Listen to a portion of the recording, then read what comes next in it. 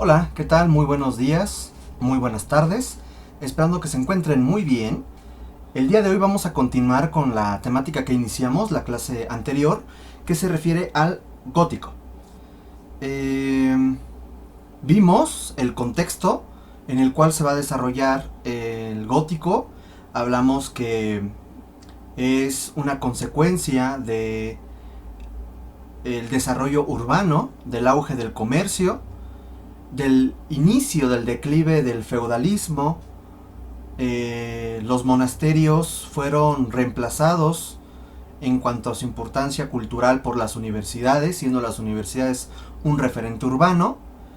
Y entonces el gótico, que va a nacer en paralelo con el declive del románico en el siglo XII, será una de las tendencias más importantes en la historia de la arquitectura europea.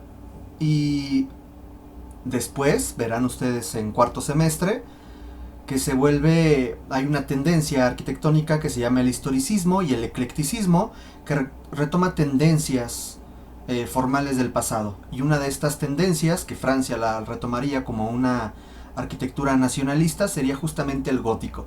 Por lo tanto, también el gótico tiene una importancia mundial en cuanto a las tradiciones arquitectónicas.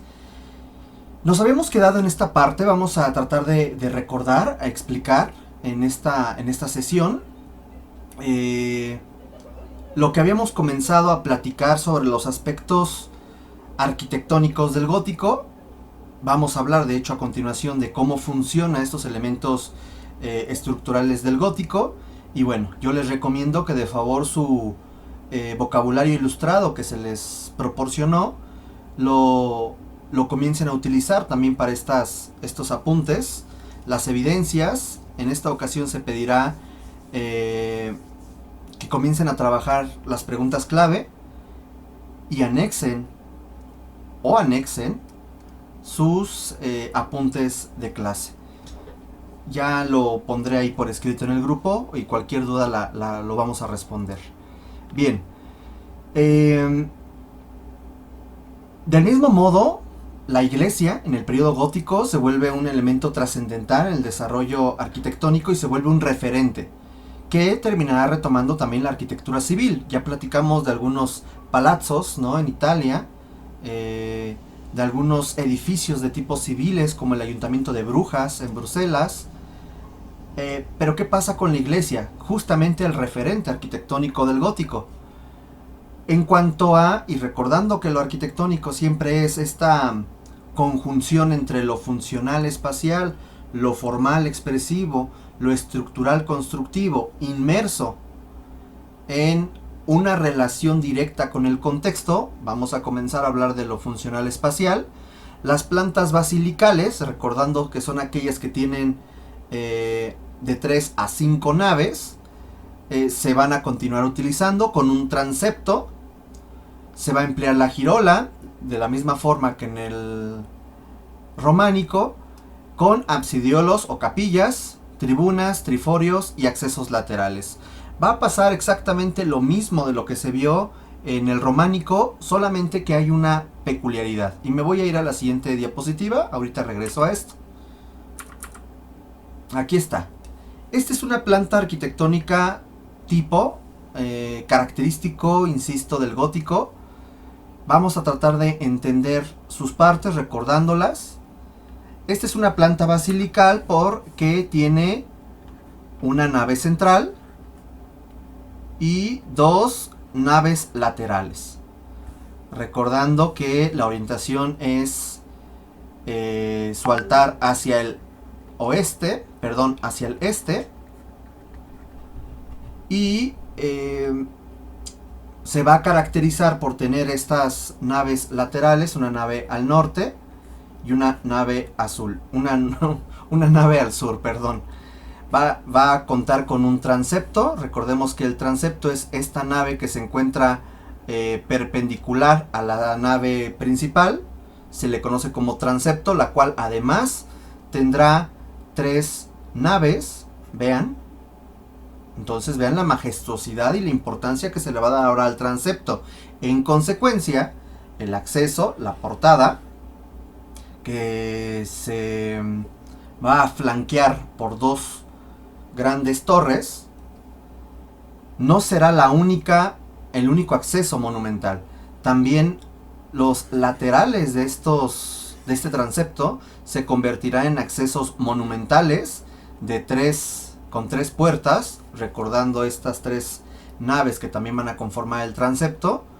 Y quiero que vean este sutil cambio, que es algo también muy característico del gótico francés. Vean cómo a partir de este transepto, aquí voy a poner esta línea, vean cómo pasa de 3 naves a 5 naves. Por lo tanto, por lo general del transepto hacia el altar, termina siendo más grande, a veces más monumental en cuanto a su altura, su decoración. Y justamente la girola, que es la continuación de estas naves laterales, podría llegar a ser hasta doble. Aquí vemos una girola doble. Ya vieron cómo hay dos espacios. Y será la segunda girola que va a tener estos absidiolos o capillas. Aquí está la capilla principal en donde se encuentran los restos del santo X. Aquí vamos a encontrar el presbiterio, en donde encontraremos nuestra mesita, que es el altar, y atrás un retablo en el ábside, para evitar que la gente se distraiga al ver una gran cantidad de personas que estén pasando por la girola.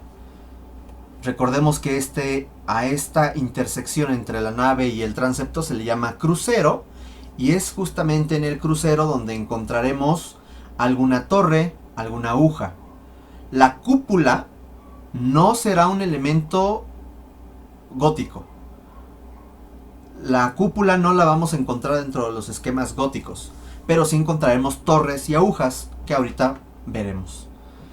En el aspecto formal expresivo vamos a encontrar el manejo de formas regulares, muy verticales, o sea, tiende hacia la verticalidad, una esbeltez en comparación con el románico, que recordemos que el románico es chaparrito y gordito, con muros muy gruesos, ventanas muy pequeñas, y el gótico es al revés, muy alto, delgado, grandes ventanas, y los muros se convierten en muros delgados, porque ahora la transmisión de cargas, o sea, el peso del mismo edificio, ya no va a ser solamente por muros de carga. Ahorita les explicaré ese aspecto. Vamos a encontrar espacios muy luminosos y coloridos, torres frontales cuadrangulares, por lo general siempre comienzan con una base cuadrangular, y cuando cambia el cuerpo se convierte en, o hay un giro, o cambia a una planta octogonal. Entonces pareciera que hace esto. Por lo general terminan en una punta que se les llama chapitel, no capitel, chapitel o flechas. Ahorita veremos algunos ejemplos. Habrá el desarrollo de ventanas en tracería, como es esto que ya lo habíamos platicado en la clase anterior. Las ventanas, los vitrales van a generar una serie de tracerías de cantería para simular estos elementos de flores y columnillas. Vamos a encontrar rosetones, que estos son este es un ejemplo de rosetón, pero el rosetón más característico será de vidrio, muy grande, en el cuerpo y la calle central de los accesos monumentales, que ahorita les mostraré. El uso de pináculos, ahorita los vemos. Accesos con arquivoltas, lo mismo que habíamos visto en el románico, se vuelve a repetir. Jambas, arquivoltas, con su tímpano, en donde vamos a encontrar escenas bíblicas, frecuentemente el juicio final. Su dintel, el mainel o parteluz, y un gablete. ¿Ok? Eso será algo característico del gótico. Ya no habrá cimborrios y cúpulas. Vamos a recordar el cimborrio, que por ahí vi de sus últimos trabajos, traen una desconexión terrible. Si se les pide sistema dintelado, me presentaron sistema de arcos. Se les pedía cimborrio y me entregaban una cúpula. Andamos desconectados. Entonces recordemos que un cimborrio es ese elemento arquitectónico estructural muy común En el románico, pero que también ya se veía desde el prerrománico, en donde en el crucero, en donde se cruza el transepto y la nave central, se generaba al interior una cúpula, se veía el intrados de una cúpula, pero al exterior, en lugar de dejar el extrados libre de la cúpula, generaban unos muros y lo techaban. Por lo tanto, por fuera se veía como una torre y por dentro se veía como una cúpula. Eso es un cimborrio, ¿ok? Ya en el gótico no van a haber más cimborrio, ni van a haber cúpulas. En lo estructural constructivo, el gótico se va a caracterizar por un empleo de arcos apuntados y conopiales. Déjenme ver si aquí se encuentra el conopial. No tenemos aquí el conopial. Un arco conopial se los voy a dibujar aquí. Tiene sus jambas. Luego viene el desarrollo del arco, tiene un puntito y hace esto. Esto va a ser muy común, por ejemplo, en la arquitectura virreinal. En la arquitectura del siglo XVI en la Nueva España vamos a encontrar esa herencia del tardogótico aquí en la Nueva España. Vamos a encontrar bóvedas de crucería. Ahorita les explicaré qué es eso. Encontraremos pilares, arbotantes con pináculos, contrafuertes, muros diafragma. Eso ahorita lo voy a explicar con unos esquemas. El material será por lo general piedra cortada en sillares, y digo por lo general porque habrán algunos elementos, algunos detalles donde no se corten sillares, sino se deje una mampostería a veces de forma irregular, pero por lo general siempre son grandes bloques de piedra que cortaban como si fueran grandes tabiques, grandes bloques, a lo cual se le llama sillar, y se va a construir ya con argamasa. La argamasa, alguna mezcla que nos ayude a pegar estos bloques. Se empleará la madera, el vidrio de colores, el plomo para algunos detalles, algunas instalaciones, y para colocar los vitrales se usaba el plomo, el cual siempre ha sido muy contaminante y dañino para la salud. Y la pizarra. La pizarra es un tipo de piedra en el cual se va a caracterizar porque es plano, como lajas, y se colocaban en las cubiertas. Bien. Pues aquí hay un conopial, vean. Este es un conopial muy peraltado, este es un conopial más rebajado, el que había dibujado aquí. Este es un arco apuntado, o lancelado, también se le conoce. Un arco trilobulado porque tiene 3 lóbulos. Si tiene más de 3 lóbulos se le llama polilobular. Este es un arco carpanel. ¿Cómo distinguir un arco carpanel? Cuando está hecho por 3 círculos. Eso ahorita lo pudiéramos, creo que ya lo habíamos platicado, si no lo volvemos a explicar en Zoom. Siempre va a haber aquí un círculo dibujado, otro círculo dibujado, y este será el arco de un círculo mucho más grande. ¿Ok? Entonces al arco carpanel se le llama arco de 3 puntos o arco carpanel. El arco escarzano es un arco muy rebajado, vean cómo estoy dibujando aquí un círculo, en donde prácticamente un pedacito de este arco rebajado se conforma en arco escarzano. El conopial, bueno, es lancelado y luego tiene aquí un manejo geométrico de unos trazos de arcos en la parte exterior, lo cual te genera un elemento puntiagudo, y a este se le llama acortinado porque pareciera que hay unas cortinas que están detenidas en la parte superior. Esos serán los arcos más comunes. ¿Cómo funciona una estructura gótica? Y aquí es donde quiero que comparemos estos edificios. Primero, aquí tenemos un esquema de un edificio románico, en donde tenemos una bóveda de cañón corrido, el cual recordemos que es un arco que se repite varias veces y que te genera la mitad de un cilindro.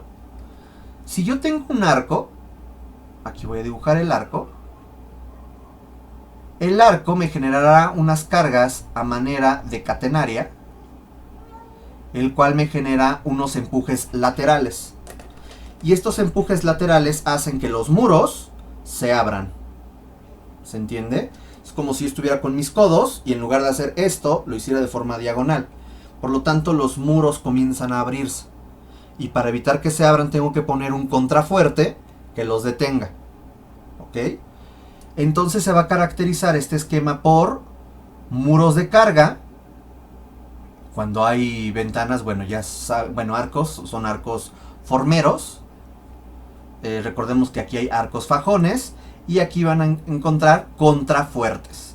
Estos contrafuertes nos ayudan a evitar que se abran los muros o se abra el sistema de arcos. ¿Ok? ¿Qué pasa con el gótico? En el gótico va a haber un cambio.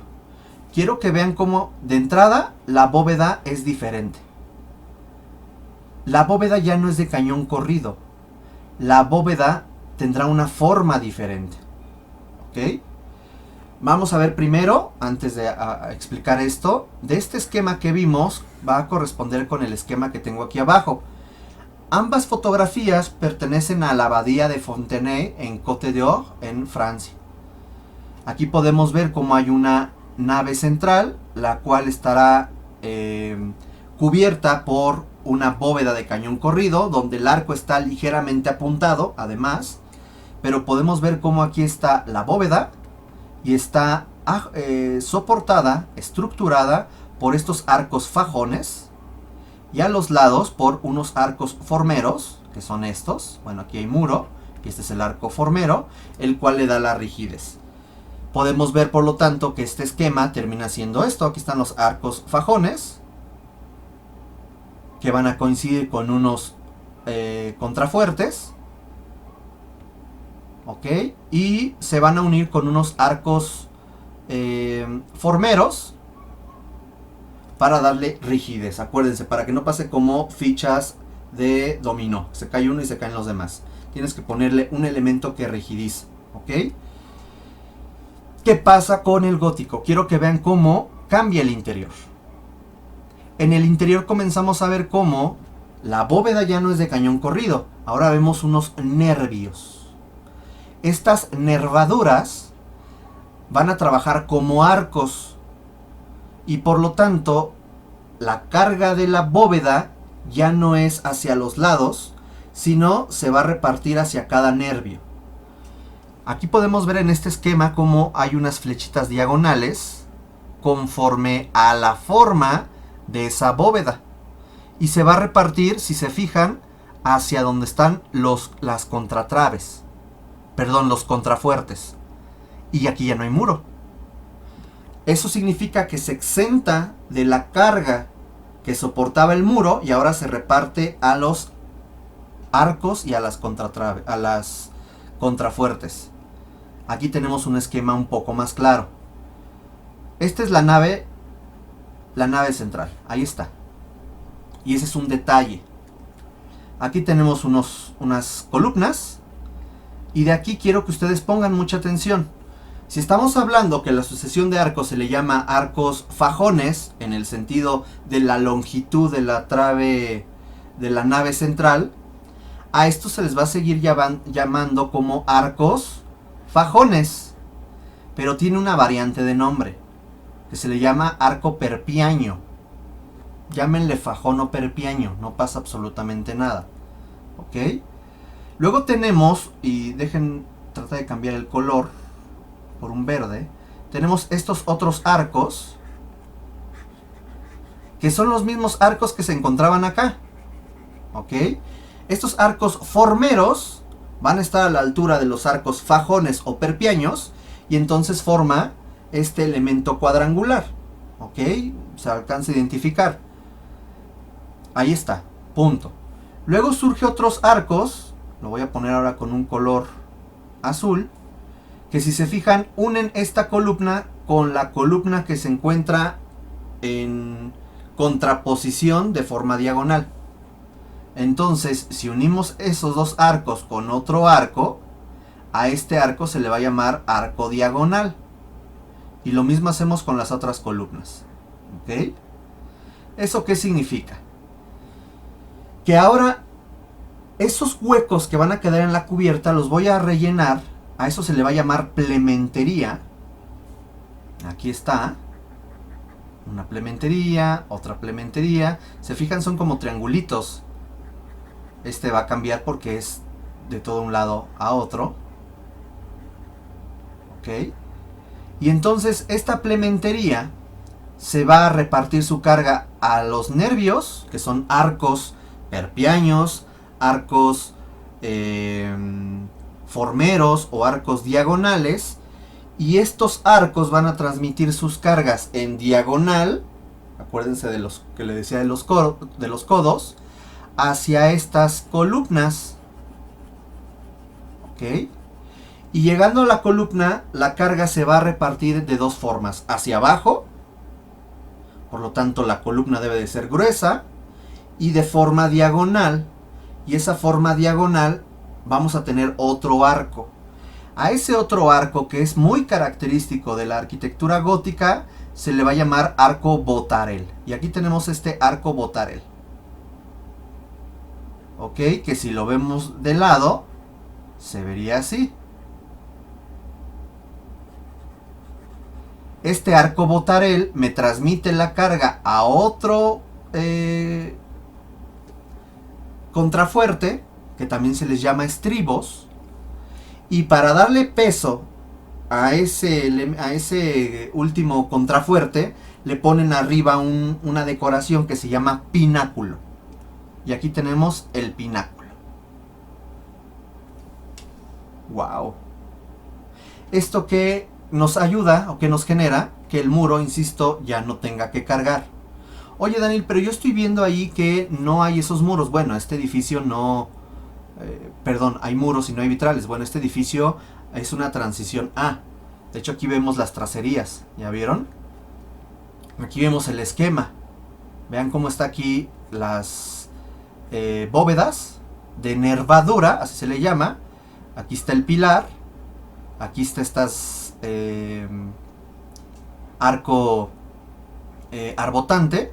Y aquí se encuentra el otro contrafuerte. Vean aquí cómo está el contrafuerte y el pináculo para repartir las cargas. ¿Ok?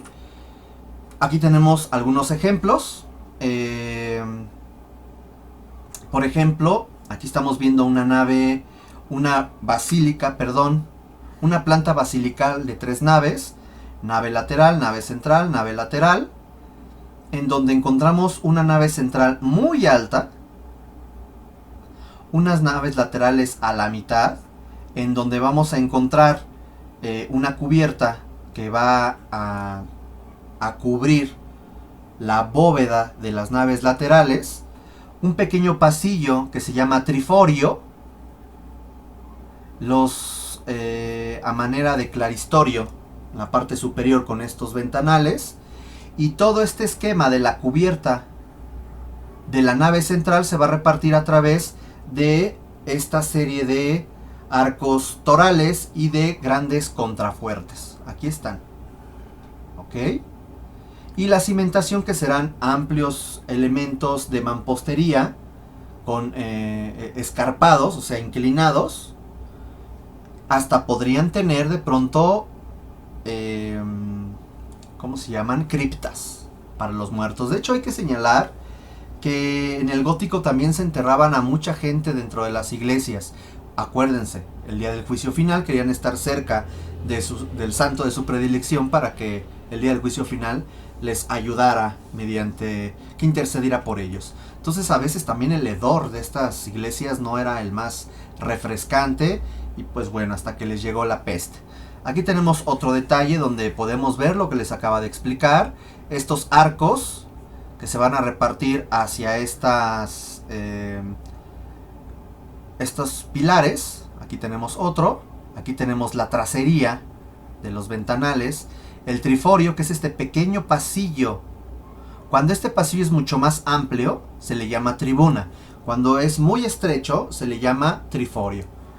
Encontramos la tracería de las ventanas de las naves laterales. La cubierta de madera que cubre las bóvedas. Y bueno, esta serie de arcos arbotantes que están distribuyendo la carga de la cubierta superior, de la cubierta de la nave principal, perdón, hacia el contrafuerte y el pináculo. Y vean qué grandes contrafuertes. Aquí tenemos un esquema de una bóveda de 5 naves, en donde este espacio es la nave central, nave lateral y otra nave lateral. Vean como aquí el triforio no existe, o sea, este pasillito, porque está cubriendo toda la parte superior de esta primera nave. Por lo tanto, esto se le llama ya tribuna. Tenemos aquí el ventanal y tenemos aquí, bueno, todo esto es ventanal. Y aquí tenemos los arbotantes que distribuyen las cargas de la bóveda, de la nave central y de la tribuna. ¿Ok? Y finalmente aquí, más pequeño, una nave, la última nave, con su ventanal y alguna cubierta que podía tener en esta parte. ¿Ok? Así está funcionando. Entonces, esto es muy interesante porque si bien no vamos a ir a París, no vamos a ir a Francia, aunque ahora con Street View sí lo podríamos hacer, aquí en la Nueva España, en México, durante el siglo XVI, van a existir muchas reminiscencias del tardogótico mediante la construcción de conventos. Y estos conventos serán una mezcolanza de tendencias arquitectónicas, y entre ellos encontraremos las nervaduras. Y estas nervaduras, quiero que ustedes vean aquí, estas son dos edificios de España, Santa María la Banca en Palencia, España, y Santa María de Cáceres, España, como encontramos dos tipos de bóvedas. Esta es una bóveda muy sencilla, digamos que la más común, que se llama, de hecho aquí tenemos un esquemita, este es el de crucería, así se le llama, bóveda de crucería. Vemos aquí la plementería, los arcos que están constituyendo este arco de crucería, esta bóveda de crucería, y la clave, la piedra angular o piedra clave al centro. Muy sencillo, de hecho tenemos donde nace, aquí hay un detalle estructural, como lo que se le estaba pidiendo a ustedes. De este detalle, que aquí está, encontramos una imposta, que es esta moldura, y luego una serie de nervios. A este detalle se le va a llamar enjarjes, del cual sale cada uno de los nervios, el cual está tallado como si fueran piedras que tenían que encajar una con otra. Vean, esta es un nervio, este es otro nervio, de aquí sale otro nervio, y vean qué elemento tan interesante, tan increíble, ¿no? Tenemos aquí, muevo el video, otra vez el esquema de una bóveda de crucería. Aquí tenemos las bóvedas, los arcos, ya sean perpiaños o formeros, los arcos en diagonal, formero, fajón o perpiaño, la comba. Ahorita les explico qué es una comba, qué es un tercelete y qué es una ligadura, ¿ok? Y la plementería, que son estos elementos que están rellenando los espacios entre nervio y nervio. Otro ejemplo de bóveda nervada es esta, que se le llama ya sexpartita. Está dividida en 6 partes, pero ya tiene la presencia de otros arcos. Vean cómo este arco ya no continúa, sino llegan a un punto intermedio, y estos arcos se les llama terceletes y terminan ligándose a la clave central. Por lo tanto, a este se le llama ligadura y a este se le llama tercelete. ¿Cuál es la diferencia de un tercelete con un arco en diagonal? Que el arco en diagonal va de un lado a otro y el tercelete no. El tercelete llega hasta un punto en donde choca con otro tercelete y se liga hacia la clave central. ¿Ok?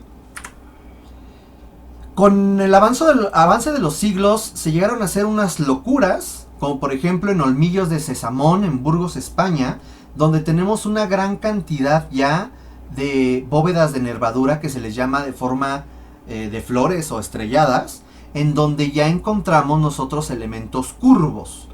Cuando ustedes vean estos elementos curvos se les llama comba. ¿Ok? Entonces se fijan, aquí están los arcos diagonales. Ok, ahí están los diagonales. Ahí están los formeros o perpiaños. Ok, formeros o perpiaños. Y de pronto comenzamos a ver aquí los terceletes. Vean cómo no es tan difícil. Ahí están los terceletes, aquí están las ligas. Y luego estos elementos curvos, ay, mi alarma me espantó. Esos elementos curvos se les llama combas. Vean cómo en esencia es lo que habíamos visto, pero ahora surgen estas nervaduras curvas que se les llama terceletes. De hecho, aquí podemos ver cómo en el siglo XIII el de crucería y sextapartita es el más común. Luego el de terceletes, que habíamos visto anteriormente, y la estrellada en el siglo XIV. Y ya en el siglo XV, estrelladas, pero pues ya unas cosas muy locas, ¿no? Como lo que estamos viendo aquí, en la Catedral de Salamanca, España. Como además las claves es la intersección de cada uno de los nervios, además los pintan, y en algunos podían hasta colgar, que se les llama pinjantes, cuando hay un elemento que cuelga, y vean la gran espacialidad que generan estas cubiertas. O en la abadía de Bath, Inglaterra, en donde de pronto ya tenemos nervaduras de abanico. Vean esas increíbles nervaduras. Da ganas de tocarlas, ¿no? Bien, en breve continuamos con la segunda parte de la clase. Gracias.